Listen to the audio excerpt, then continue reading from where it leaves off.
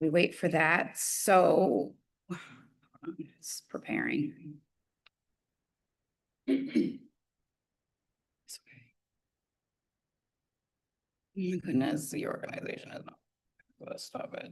Wait, there we, okay, here we are. We are now live streaming, so we can, so we've called the meeting to order. Oh my goodness, the organization is not. Let's stop it. Wait, there we, okay, here we are. We are now live streaming, so we can, all right. So thank you guys again for joining us. This is just going to be a really quick meeting to discuss some of the procurement contracts that we're hoping to get your approval on for the upcoming school year. One being the IT contract, and then the second being our out of school time contract. Right now, we have DN Solutions and Innovation Learning, as you may recall, who are those we are hoping to get your approval for. So just to give you a quick overview. So for IT, we put an RFP out in June on the 6th. This go around, we really didn't get a lot of we didn't get a lot of interest. I did get some questions about services and what it would look like to work in the school, but nobody else kind of submitted the RFP other than DN Solutions, which I'm not unhappy with because they are very, very helpful. We were able to kind of just try them out, work in the school, but nobody, just try them out and see, what they could offer to us in the temporary interim while we were working through getting through the end of the school year. So right now we were looking for somebody who was going to manage our IT in-house and also provide any feedback or recommendations for any network upgrades, Wi-Fi upgrades, or just basically anything that we can do to make the system in Perry Street safer and better. So right now they were able to provide the RFP with they offered a couple of different options, but what we decided made the most sense for Perry Street was 3 days where we would have a person on site, half day, and it would be $4,993 a month. In this, it would include a contact, a dedicated person that would be here to whatever days we decide, whether that be Monday, Wednesday, Friday, or Tuesday, Thursday, Friday. We're still thinking about the days where we need the most help, but it would be those 3 days that we choose. And then they would be able to provide on support, helping staff with their computer issues, printer issues, all of those. But also they are going to work on upgrading our network while they are here as well, which is going to be really great for the school.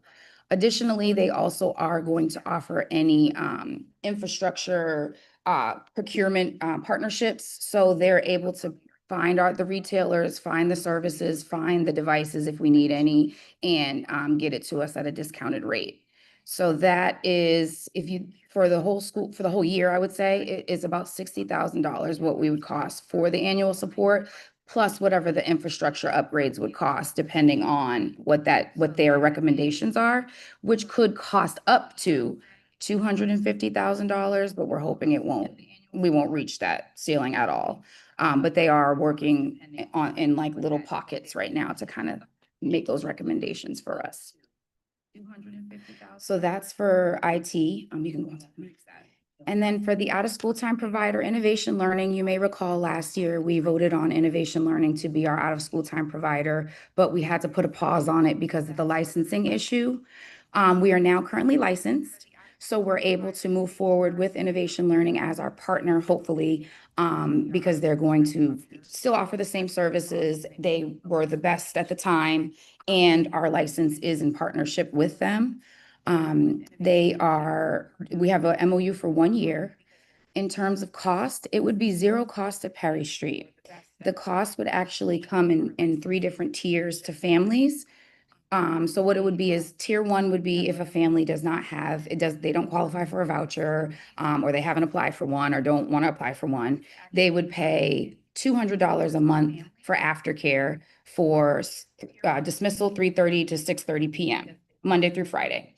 If they decided that they wanted to add on before care, then it would be $265 a month. And that would include before care starting as early as 6:30, which is very different because previously we offered before care starting at 7. So 6:30 to 8 which is the start of school, and then the same aftercare hours, which would be 3:30 to 6:30, which we've also extended because our aftercare services previously ended at 5:30. So that is for families who do not qualify for vouchers or don't want a voucher or don't want to try. If a family does qualify for a voucher, it's at no cost to them. All they have to do is just provide their paperwork to Innovation Learning. And then the third option is going to be just basically the families who don't need full time and they only need it on Wednesdays or they only need it during vacation weeks. So they'll pay those, like a $65 a day rate for drop-in. Another thing that we are working on with Innovation Learning, which is really great, is the ability to provide families with vouchers on site. So we are going through the training to make it so that any family who thinks they qualify for a voucher or may want to try, they'll be able to apply for the voucher with Innovation Learning in Perry Street versus going to the Aussie office or wherever it is that you need to go to apply for it to get your paperwork. So that is, and then the services for innovation are pretty much the same. They're gonna provide physical activity and enrichment, all of the things that we talked about in our last board meeting upon approval. It's gonna be the same. We're just working on just always continuously improving. So I'm always looking for new things, and they're always a good thought partner when I'm saying crazy things like, "Oh, can you guys do this?" And they're like, "Yep, we sure can." So it's another value add of them. And so then the next slide that's it. So those are the two services that we're looking for feedback on. So if you have any questions, please let me know. So another value add of that.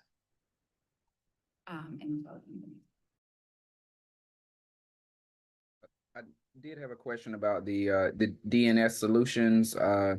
So let's say worst case scenario, if that cost did jump up to 250,000, I mean, like it's still fine in the budget. It would just be like, oh, ouch, this is a big hit, but like we can still pay this and it doesn't devastate us, or how does that look? Just one in worst case scenario. Yeah, no, it will actually, we planned for that. So it won't be a big hit. We're not going to be robbing Peter to pay Paul or anything like that, but we are definitely I'm working to be very strategic about what we can do, when it should be done, what can wait, what really needs to be what's emergent. And so we shouldn't, but if we have to, we have that strategic about. Okay, thank you.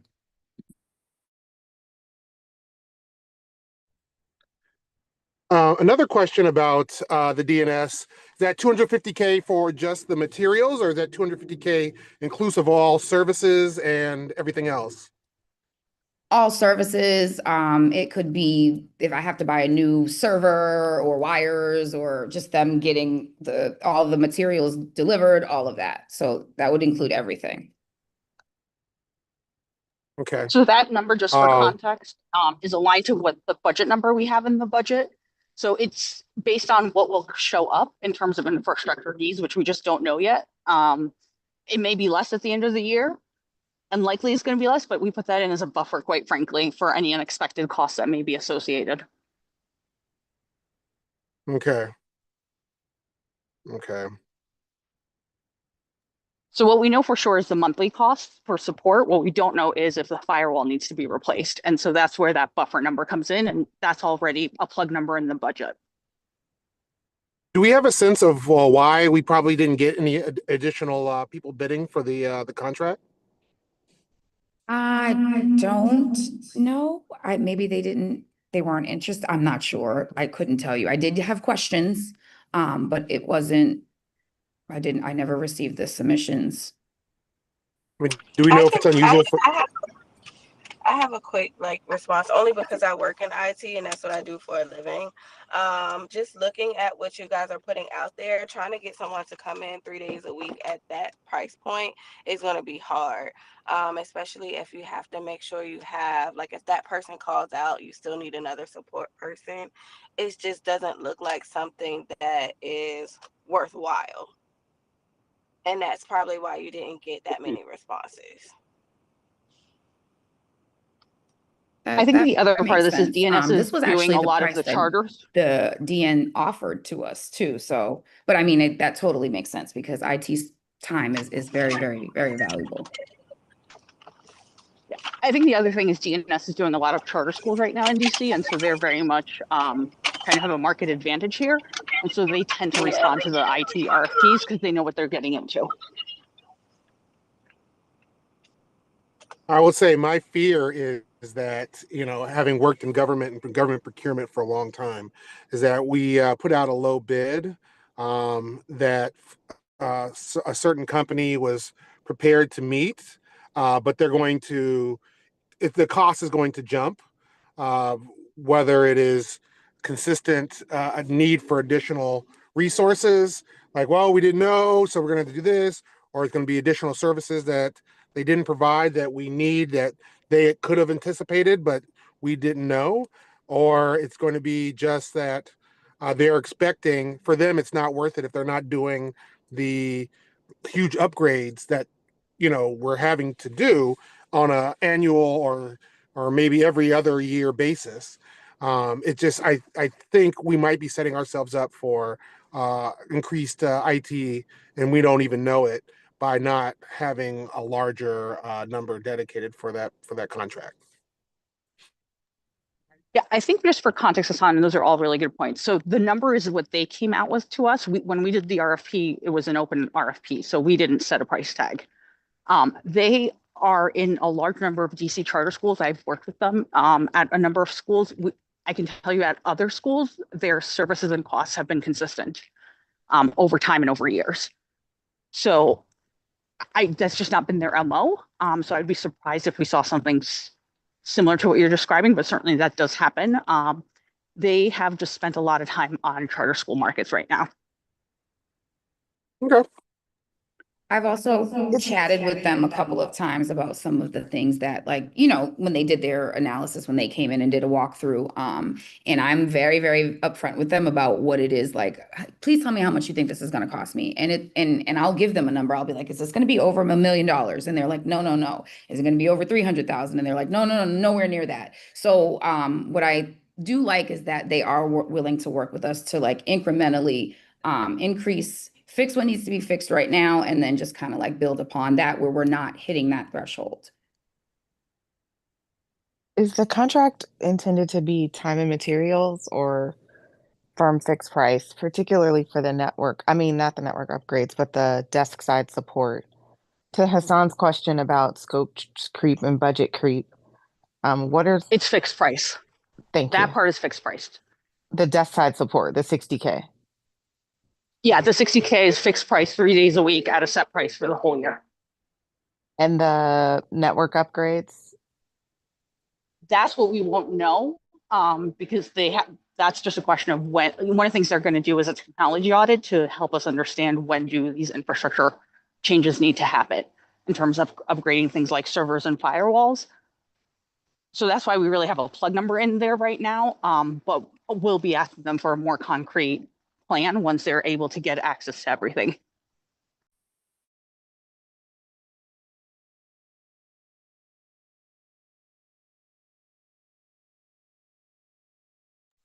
Okay, thank you.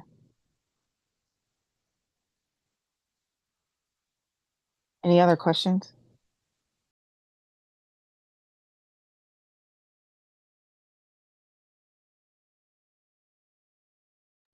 I think after the technology audit is done, maybe bringing their roadmap back to the board would be helpful for the folks that had questions. Absolutely. Yeah, I'd agree. Oh, go ahead. Sorry. No, I was just gonna say I agree. Same thing. Yeah, that was my plan, because they're coming in and they're doing, you know, their assessment, and they're building out a plan specific to Perry Street that we can review, and I will definitely bring it back.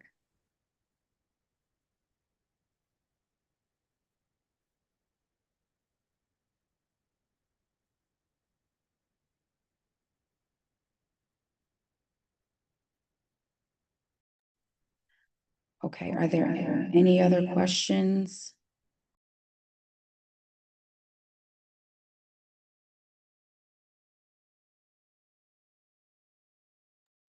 Can I ask one more question about an amended vote? I know I said this would be quick to the handful of you that I texted, so sorry.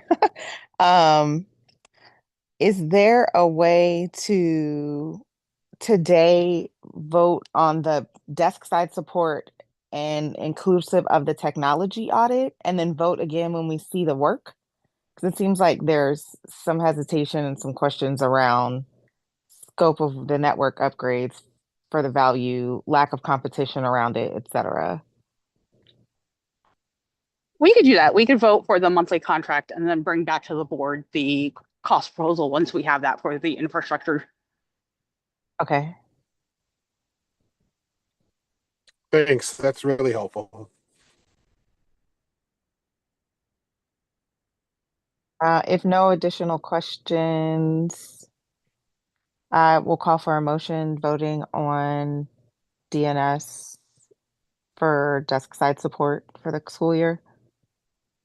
Do I have a I motion? second that motion. Oh, You're the do I have first to one. Do I have a second? Sorry. A second.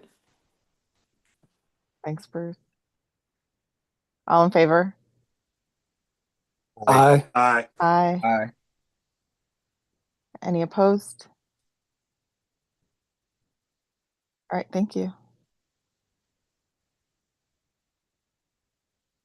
Do we Do need to you, Alexandra, do that you need for a hand innovation, raise? or- Yeah. Do you need a hand raise on the vote? Anyone? I didn't think about that. Yeah, we actually have to do a roll call vote just because we're online. So if we don't mind doing a roll call vote. Okay, Sydney, vote yes. I voted yes. Brandon Frazier, yes. Bruce Newby, yes. Kelly Hassan- Middleton Banks. Oh, Kelly Middleton Banks, yes. Hassan Yeah. Christian, yes. Shannon Smith, yes. Tishandra Stroman, yes.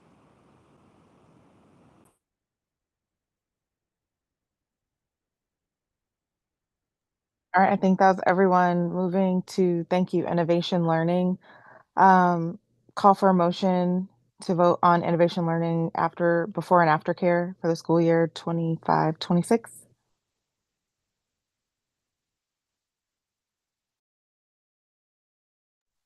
Do I have a second? Second. All in favor? This is Sydney Peyton Walton. I vote yes. Brandon Frazier, yes. Shannon Smith, yes.